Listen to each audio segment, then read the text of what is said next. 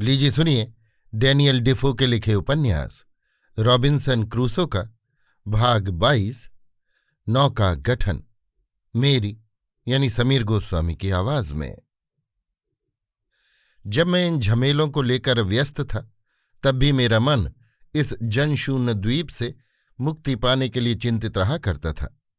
मैंने इस द्वीप के अन्य भाग से जब से दूर से स्थल चिन्ह देखा था तब से मेरा जी वहां जाने के लिए आतुर हो रहा था।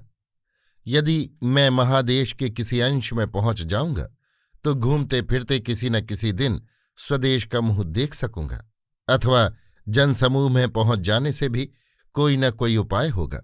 मैं मन में यही मन के लड्डू खा रहा था, किंतु उस समय ये चिंता मेरे मन में एक बार भी उदित न होती थी कि यदि कहीं असभ्य जंगली मनुष्यों या हिंस्र पशुओं के बीच पहुंच गया तो मेरी क्या दुर्दशा होगी। वे दुष्ट जंतु मुझे किस निर्दयता के साथ मारकर खा जाएंगे। मेरे चित्त को तो यही चिंता घेरे रहती थी कि इस द्वीप से कब अन्यत्र जाऊंगा। इस समय उस एक जूरी लड़के की और अफ्रीका के उपकूल में जिसने बचाया था उस लंबे जहाज की बात याद आने लगी, किंतु वो तो अब मिलने का नहीं। मैं उस डोंगी की खोज में गया जो हम लोगों के जहाज के साथ आई थी, जिस पर सवार होकर हम लोग डूबे थे और जो समुद्र की लहर से ऊपर आकर सूखे में उलट पड़ी थी। वो जहां की तहां पड़ी थी, किंतु समुद्र की तरंग और वायु के धक्के खाकर वो उलट गई थी। उसके आसपास चारों ओर बालू जम गई थी और पानी वहां से बहुत दूर हट गया था। नाव ज्यों की त्यों थी, कहीं टूटी फूटी न थी। यदि कोई सहायता करने वाला होता तो मैं ठेल पेल कर किसी तरह नाव को पानी में ले जाता। इससे मेरा बहुत काम चलता, मैं सहज ही ब्राजील को जा सकता। यद्यपि मैं जानता था कि नाव को सीधा करना मेरे सामर्थ्य से बाहर की बात है, तथापि असाध्य साधन होता है या नहीं, ये देखने के लिए मैं जंगल से लकड़ी काट कर ले आया और उसकी ठेक लगाकर नाव को उल्टाने की चेष्टा करने लगा। मेरे शरीर में जितना बल था उसे लगा करके मैं थक गया, पर नाव को हिला तक न सका। इसके बाद नाव के नीचे की बालू खोद कर उसे उल्टाने की चेष्टा करने लगा। 3-4 सप्ताह तक मैंने जान लड़ाकर परिश्रम किया, बड़ी बड़ी चेष्टाएं की, पर सभी व्यर्थ हुईं। जब किसी तरह उसे उल्टा न सका तब उस नाव की आशा छोड़ दी। किंतु इससे कोई ये न समझे कि मैंने इसके साथ ही समुद्र पार होने की आशा भी छोड़ दी थी। नहीं, उपाय जितना ही कठिन प्रतीत होने लगा, मेरा आग्रह भी उतना ही बढ़ने लगा। अब मैं ये सोचने लगा कि क्या मैं स्वयं एक नई डोंगी नहीं बना सकता। अफ्रीका के रहने वाले तो बिना विशेष अस्त्र शस्त्र के ही पेड़ के तने को खोखला करके अच्छी डोंगी बना लेते हैं। मेरे पास इतने हथियार होते हुए भी क्या मैं एक नाव न बना सकूंगा। ये भावना होते ही मेरे मन में पूर्ण उत्साह हुआ, किंतु उस समय मुझे ये न सूझा कि हबशियों के औजार के अभाव की अपेक्षा भी मुझ में एक गुरुतर अभाव है। हबशियों को जन समाज का बल रहता है, पर मैं अकेला उस बल से रहित हूं। नाव बन जाने पर भी उसे ठेलकर पानी में कैसे ले जाऊंगा। मैं इस असुविधा की ओर कुछ भी लक्ष्य न करके वज्रमूर्ख की तरह नाव बनाने पर उद्यत हुआ। यदि मन में कभी ये प्रश्न होता भी था तो यही कहकर टाल देता था कि पहले नाव बन ले, फिर देखा जाएगा। मैंने एक पेड़ काट डाला। ये पेड़ खूब मोटा और लंबा था। उसके नीचे का हिस्सा एक सा सीधा 22 फुट से भी कुछ ज्यादा लंबा था। उसकी जड़ का व्यास 5 फुट 10 इंच और 22 फुट के ऊपर का व्यास 4 फुट 11 इंच था। उसके ऊपर का हिस्सा कुछ पतला सा होकर शाखा प्रशाखाओं में विभक्त हो गया था। पेड़ तो मैंने किसी तरह काट कर गिराया। इसकी जड़ काटने में 20 दिन लगे और 14 दिन इसके ऊपर का हिस्सा काटने और डाल पात छांटने में लगे। इसके बाद उस तने को नाव के आकार में गढ़ने में पूरा 1 महीना लगा। तदनंतर रुखानी और बसूले से छील छाल कर बड़े परिश्रम से एक सुंदर डोंगी तैयार कर ली। ये इतनी बड़ी थी कि इसमें 26 आदमी खुशी से बैठकर समुद्र यात्रा कर सकते थे। इसलिए ये नौका मुझ अकेले को और मेरे माल असबाब को ढोकर ले जाने के लिए बड़ी ही उपयुक्त हुई। नाव बन गई, पर उसे जल में ले जाने का उपाय क्या है। मेरे सब परिश्रम व्यर्थ हुए।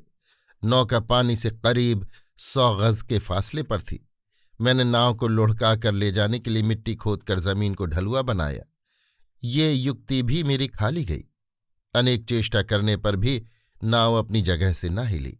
तब मैंने संकल्प किया कि समुद्र से नाला खोदकर नाव के पास तक पानी ले आऊंगा। इससे नाव सहज ही पानी पर तैरने लगेगी। समुद्र से नाव तक नाले की लंबाई, चौड़ाई और गहराई का परिणाम ठीक करके देखा कि उतना बड़ा नाला खोदने में मुझ अकेले को कम से कम 10-12 वर्ष लगेंगे। तब एकदम हतोत्साह होकर मैंने इस संकल्प को त्याग दिया। इस नौका संगठन से जो मेरे मन में पश्चाताप हुआ उसका वर्णन नहीं हो सकता। हाँ, इससे मैंने एक शिक्षा जरूर पाई। आगे पीछे की बिना विवेचना किए किसी काम में हाथ डालना ठीक नहीं। इस समय मेरे एकांतवास का 4था साल पूरा हुआ। यहां अपने आने की प्रथम तिथि को पूर्ववत पर्व की भांति मानकर उत्सव मनाया। ईश्वर की कृपा से इस समय मैं सांसारिक विषय संबंध से बहुत कुछ विरक्त हो गया था। मानो मैं संसार के संपर्क से विमुक्त होकर सदेह परलोकवास कर रहा हूं। यहां मैं भी एक निष्कंटक बादशाह था। अब मुझे किसी वस्तु की कमी के कारण कोई कष्ट न था। कोई व्यर्थ की वासना अब मन को पीड़ित नहीं करती थी। इसके सिवा एकाधिप संपत्ति संभोग में लेश मात्र अहंकार न था। यहां मैं ढेर का ढेर अन्न उपजा सकता था। पके अंगूरों से घर भर सकता था। अपनी इच्छा के अनुसार जितने चाहिए उतने कछुए, बकरे, भांति भांति के पक्षी और लकड़ियां ले आ सकता था। किंतु इतना लेकर मैं करता क्या? एक व्यक्ति के लिए जितना यथेष्ट हो सकता है उतना ही मैं लेता था। अधिक लेकर क्या करता? इस समय अपनी अवस्था की बात सोचकर मुझे यत्किंचित यही ज्ञान हुआ कि वस्तुओं का मूल्य आवश्यकता के ही अनुसार होता है। उत्तम से उत्तम पदार्थ तभी तक मूल्यवान गिना जाता है जब तक लोग उसे आवश्यक समझते हैं। आवश्यकता न रहने पर उसका कुछ मूल नहीं। संसार का सर्वप्रधान लोभी अथवा कृपण मेरी अवस्था में पड़कर एक अच्छा दानी बन जाता, इसमें संदेह नहीं।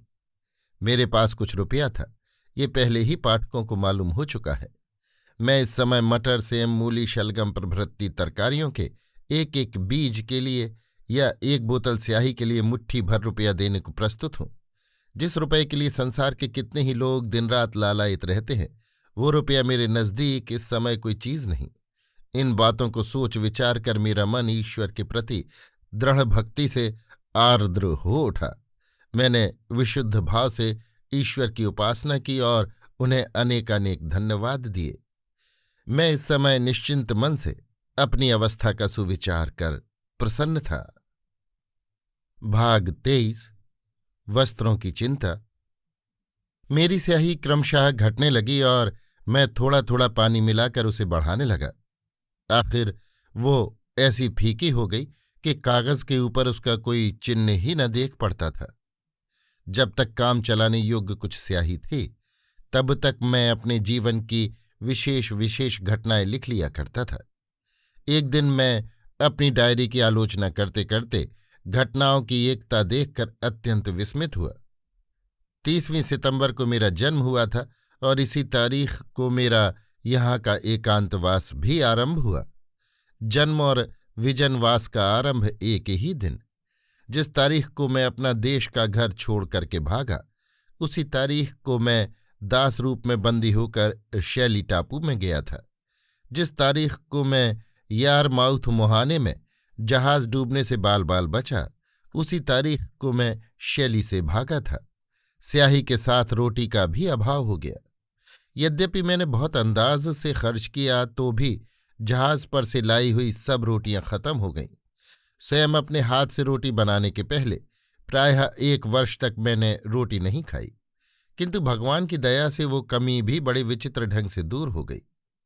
मेरे पहनने के कपड़े भी अब धीरे धीरे फटने लगे। एक भी सूती कुर्ता मेरे पास नया न था, सभी पुराने और फटे थे। नाविकों के संदूक में जो छींट के कई कुर्ते मिले थे, उन्हीं को यत्नपूर्वक पूंजी की तरह संभाल कर रखा था।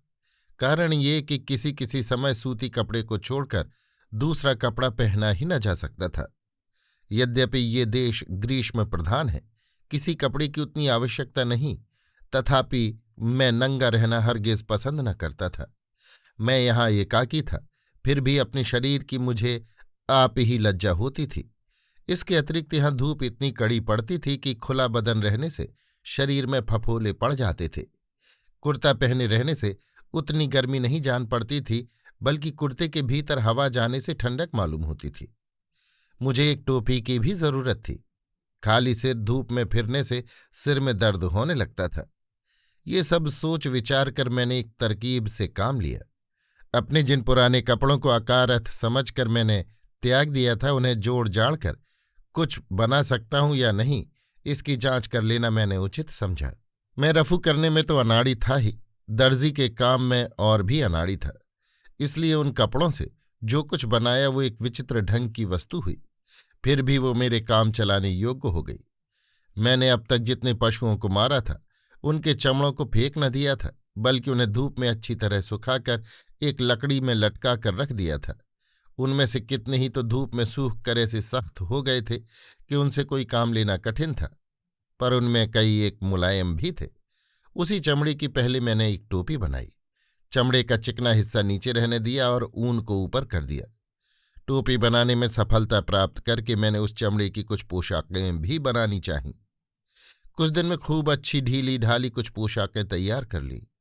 उनकी काट छांट बहुत भद्दी थी, ये मुझे स्वीकार करना ही पड़ेगा। जो हो, उनसे मेरा काम मजे से चल जाता था। वृष्टि में भी वे ना भीगती थीं। ऊन पर से होकर पानी तुरंत नीचे गिर पड़ता था।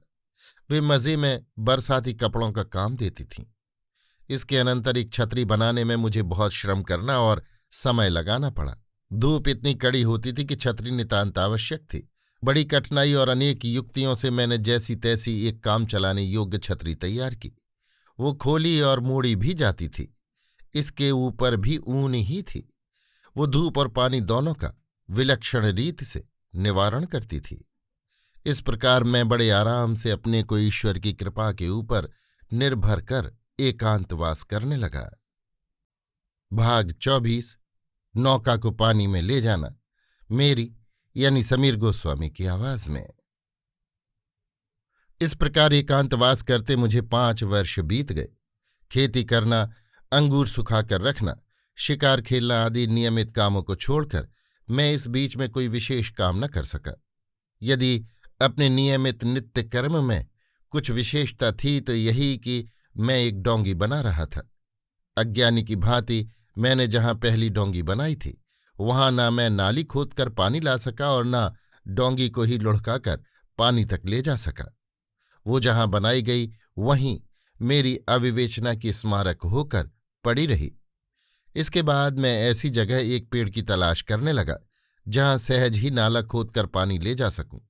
इधर उधर खोजते खोजते समुद्र तट से आध मील पर नीची जगह में नाव के उपयुक्त एक पेड़ मिल गया। उसे काटकर बड़े कष्ट से मैंने फिर एक डोंगी बनाई।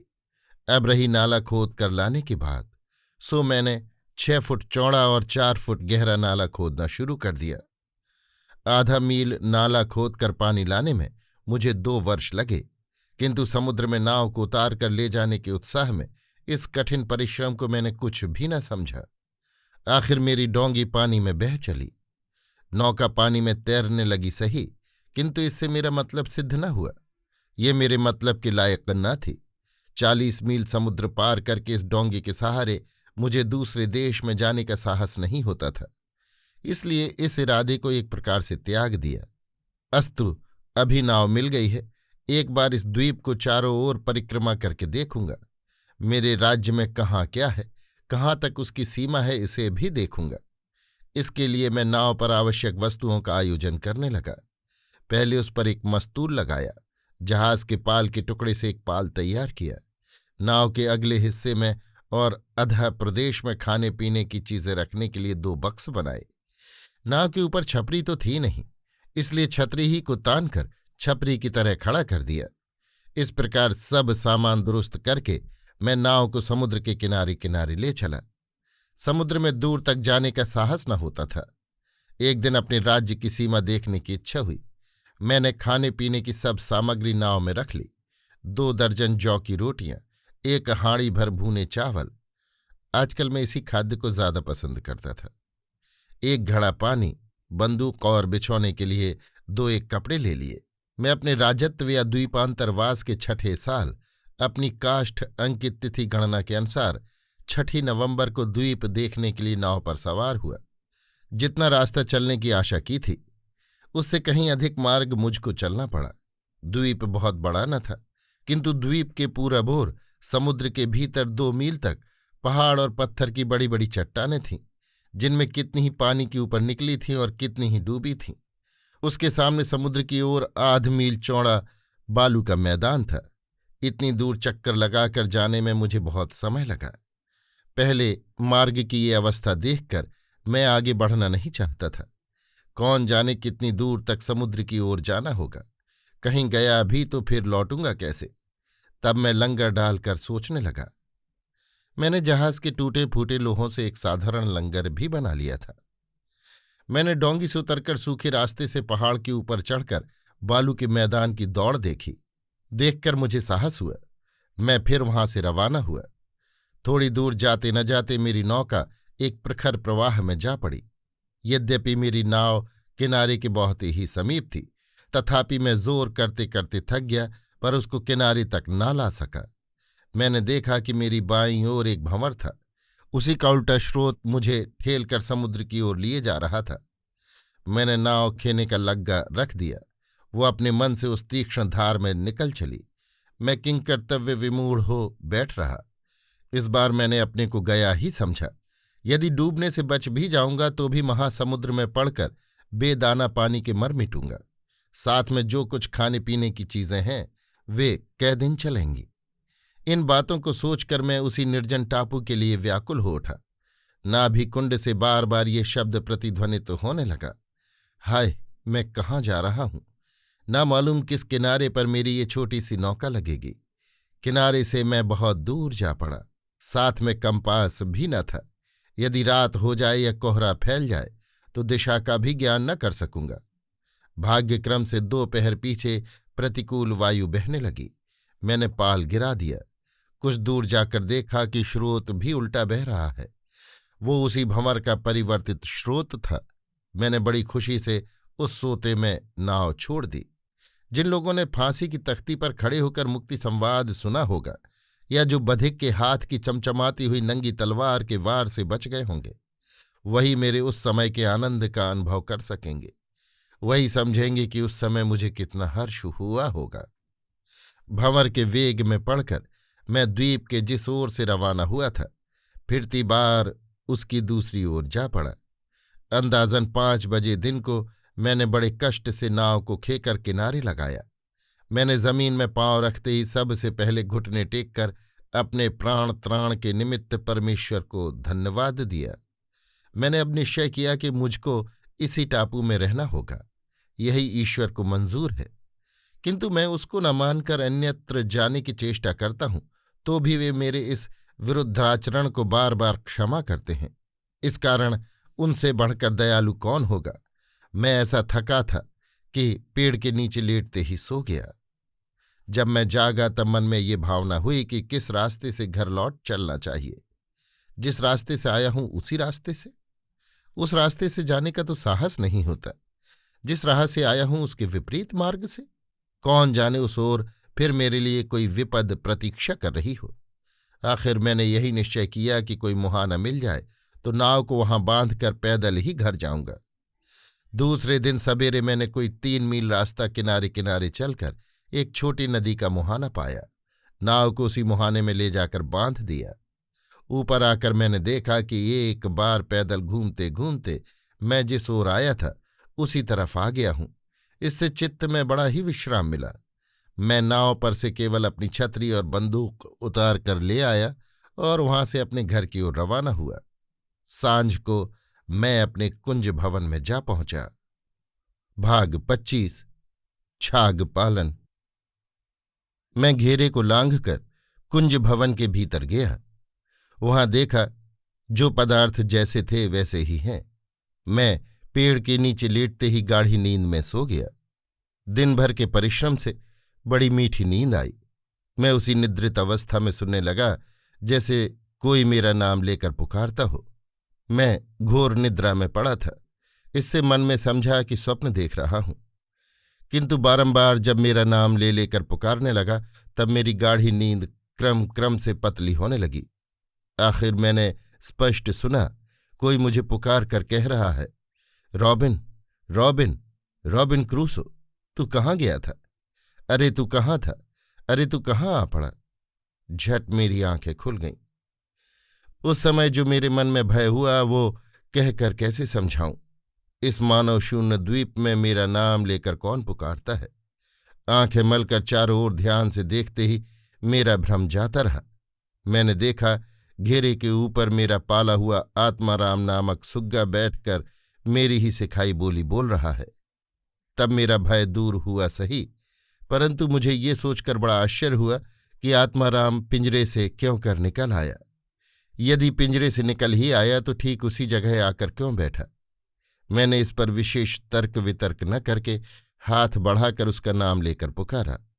पुकारते ही वो फौरन वहां से उड़कर मेरे हाथ पर आ बैठा और बोलने लगा, रॉबिन, रॉबिन, रॉबिन क्रूसो, तू इतने दिन कहाँ था? फिर कहाँ आया? मैं उसको लेकर अपने घर आया। इस समय डोंगी के लिए मेरा मन ललचाने लगा। आहा, यदि उसे इस ओर ला सकता तो कैसा अच्छा होता, किंतु लाता कैसे? पूरब ओर घूमकर? नहीं, बाप रे! इस बात की भावना करते ही मेरे हृदय का उष्ण शोणित शीतल हो उठता है। अच्छा, उस ओर से नहीं तो पश्चिम ओर से? कौन जाने उस ओर क्या है? इस प्रकार सोच विचार कर मैंने नाव की आशा छोड़ दी। यद्यपि उसके बनाने में बहुत परिश्रम हुआ था और उसको पानी में उतार ले जाने में और भी अधिक कष्ट उठाना पड़ा था, तथापि प्राण के आगे तो उसका कुछ मोल नहीं। प्राण से बढ़कर तो वो प्रिय न थी। इसके बाद 1 वर्ष और बीता। एक साथी का अभाव छोड़कर मेरे मन में और कुछ क्लेश न था। अब मैं एक प्रवीण रफूगर और कुम्हार बन गया। मैं चाक गढ़कर मिट्टी का एक से एक सुडौल बर्तन बना सकता था। रफूगरी का काम भी मजे में चला लेता था। सबसे अधिक आनंद और कार्य कौशल का गर्व मेरे मन में तब हुआ जब मैं मिट्टी का एक टेढ़ा मेढ़ा तंबाकू पीने का नल तैयार कर सका। तंबाकू पीने का मुझे खूब अभ्यास था। जहाज में तंबाकू पीने का नल था, किंतु तंबाकू न रहने के कारण मैं नल न लाया था। इसके बाद जब इस टापू पर मैंने तंबाकू देखी तब मेरे मन में बेहद अफसोस हुआ। टोकरी बुनने में भी मैंने खूब उन्नति कर ली। मैंने देखा कि बारूद की पूंजी मेरी घटती जा रही है।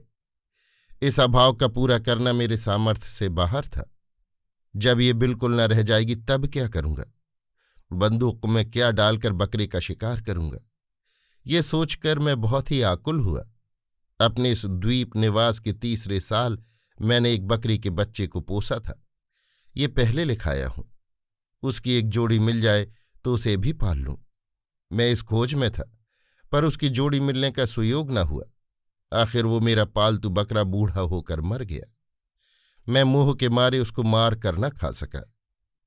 ये मेरे द्वीपवास का 11वां साल है। जब बारूद घट गई तब मैं बकरों को पकड़ने के लिए फंदा बना करके उसी से काम लेने लगा। फंदे में बकरे फंसते थे जरूर, परंतु फंदे में उन्हें फंसाने के लिए मैं जो खाने की चीजें रख देता था उन्हें खाकर और फंदे को तोड़ ताड़ कर वे निकल भागते थे। आखिर बार बार धोखा खाकर मैंने खूब मजबूत फंदा बनाया। एक दिन मैंने एक साथ 3 फंदे लगा दिए। एक में एक बूढ़ा बकरा आ फंसा और दूसरे में 3 बच्चे, जिनमें 2 बकरियां और 1 बकरा था। बूढ़े बकरे को पाकर मैं बड़ी दिक्कत में फंसा। उसके पास जाते ही वो इस तरह बब बब करके भयानक रूप धारण कर सींग पूंछ उठाकर मेरी ओर दौड़ता कि मैं उसके निकट जाने का साहस न कर सकता था। उसे पकड़ना तो दूर रहा। यदि मैं उसको जीता न पकड़ सका तो उसको मारकर ही क्या होगा? ये सोचकर मैंने उसे छोड़ देना ही अच्छा समझा। मैंने फंदे का मुंह खोल दिया। खोलते ही वो प्राण लेकर खूब जोर से भागा। उसको छोड़ देने पर मुझे अफसोस होने लगा। यदि उसे कुछ दिन भूखा रहने देता और यत्न करता तो वो सुस्त पड़ जाता। भूख एक ऐसी चीज है जिससे लाचार होकर सिंह भी वश में हो जाता है। कहावत है, आग की ज्वाला सही जाती है, पर पेट की ज्वाला नहीं सही जाती। मैंने बकरी को छोड़ दिया और तीनों बच्चों को रस्सी से बांधकर किसी तरह खींच खांच कर ले गया। कुछ दिन तक उन बच्चों ने कुछ न खाया। आखिर अन्न आदि मधुर खाद्य के लोभ में पड़कर उन्होंने कुछ कुछ खाना आरंभ किया।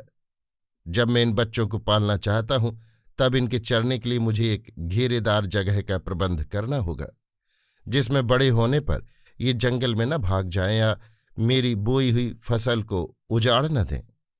एक मनुष्य के लिए एक चारागाह का घेरा लगाना कुछ सहज काम नहीं है, किंतु मुझे जब ये काम करना ही होगा तब बहुत सोचने से क्या होगा। मैं ऐसी उपयुक्त जगह ढूंढने लगा जहां अच्छी हरियाली, पीने योग्य जल और विश्राम लेने के लिए वृक्षों की छाया हो। बहुत खोजने पर एक जगह मिल गई। उपयुक्त जगह मिल जाने से मैं बहुत खुश हुआ और 2 मील के विस्तार को घेरना शुरू किया। बकरी के इने गिने 3 बच्चों के लिए 2 मील चारागाह की बात सुनकर सभी लोग हंसेंगे। 2 मील का घेरा देना उस समय मेरे लिए कोई बड़ी बात न थी, क्योंकि तब मेरा ऐसा ही स्वच्छंद समय था कि मैं 10 मील का घेरा भी मजे में दे सकता था। किंतु उस समय मेरे ध्यान में ये बात न आई कि इतनी लंबी चौड़ी जगह में बकरों को छोड़ देने पर जरूरत के समय उनका पकड़ना कठिन होगा। वे जैसे वन में हैं वैसे ही यहां भी स्वतंत्र हो जाएंगे। अंदाजन 50 गज का घेरा दे चुकने पर मेरे ध्यान में ये बात आई। तब मैंने 150 गज लंबा और 100 गज चौड़ा स्थान घेरने का विचार किया। पीछे जरूरत होगी तो घेरे को बढ़ाकर चरागाह का क्षेत्रफल और भी बढ़ा दूंगा। इस समय मैंने बड़ी बुद्धिमानी का काम किया। घेरा देने में 3 महीने लग गए। जब चारों ओर से जगह घेरी जा चुकी तब मैंने बकरी के बच्चों को उसके भीतर छोड़ दिया। मेरे हाथ से दाना खा खाकर वे ऐसे पालतू हो गए थे कि चरागाह के भीतर भी वे मिमियाते हुए मेरे पीछे पीछे चलते थे। 1 साल के भीतर छोटे बड़े सब मिलाकर मेरे पास 12 बकरियां और बकरे हुए। तीसरे साल में 43 हो गए। तब मैंने चरागाह के पास जमीन के 5 टुकड़ों को घेरा और एक से दूसरे में जाने का दरवाज़ा बना दिया।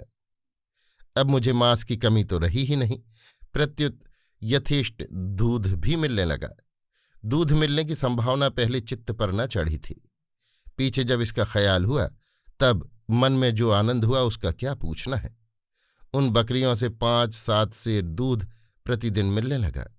यद्यपि मैंने इसके पूर्व कभी दूध नहीं दुहा था और दूध से मक्खन कैसे निकाला जाता है ये भी नहीं देखा था, तथापि प्रकृति ही विशेष शिक्षा देती है और अभाव ही नवीन कल्पना का उत्पादक होता है। अनेक बार विफल प्रयत्न होने के बाद मैंने दूध से मक्खन और समुद्र जल से नमक निकालना सीखा। एक दिन मैंने एक पहाड़ के ऊपर नमक की खान देखी। तब मुझे नमक का भी कष्ट न रहा। ईश्वर का विधान बड़ा करुणापूर्ण है। उन्हें कैदी भी धन्यवाद देते हैं। असह्य दुख को भी वे मधुमय बना देते हैं। मुझ सदृश पापिष्ठ के लिए भी उन्होंने इस निर्जन द्वीप में भांति भांति के खाद्य पदार्थों का संग्रह कर रखा है। इस समय मैं ही मानो इस द्वीप का राजाधिराज हूं। मेरी प्रजा का जीवन मरण मेरे ही हाथ में है। मैं अपनी प्रजा को मार भी सकता हूं और रख भी सकता हूं। मैं जब राजा की भांति भोजन करने बैठता था तब मेरे भृत्य मुझे घेर कर बैठते थे। उनमें आत्माराम मेरा विशेष सम्मानास्पद था। मेरे साथ बातें करने की आज्ञा एक उसी को थी। वही एक मेरा मुंह लगा मुसाहब था। मेरा अत्यंत जीर्ण शीर्ण कुत्ता सामने और 2 बिल्लियां दोनों बगल में बैठकर प्रसाद पाने की अपेक्षा करती थीं। इस समय एक प्रगल्भ वक्ता साथी को छोड़ मुझे और किसी वस्तु का अभाव जनित कष्ट न था। ये वे बिल्लियां नहीं हैं जिन्हें मैं जहाज पर से लाया था। ये उन्हीं में के एक के बच्चे हैं। वे दोनों तो मर गईं। उनके बहुत बच्चे हुए थे, जिनमें ये दोनों तो पल गए और सब बनेले हो गए। पीछे से वे बड़ा उत्पात करने लगे, छिपकर घर की चीजें खा जाते थे और कितनी ही वस्तुओं को नष्ट भ्रष्ट कर डालते थे। तब मैं निरुपाय होकर उन पर गोली चलाने लगा। कई एक के मरते ही अवशिष्ट आप ही भाग गए। मैं इस समय बेखटके शांत भाव से निवास कर रहा हूं। अभी आप सुन रहे थे डैनियल डेफो के लिखे उपन्यास रॉबिन्सन क्रूसो का भाग 25 छाग पालन, मेरी यानी समीर गोस्वामी की आवाज में।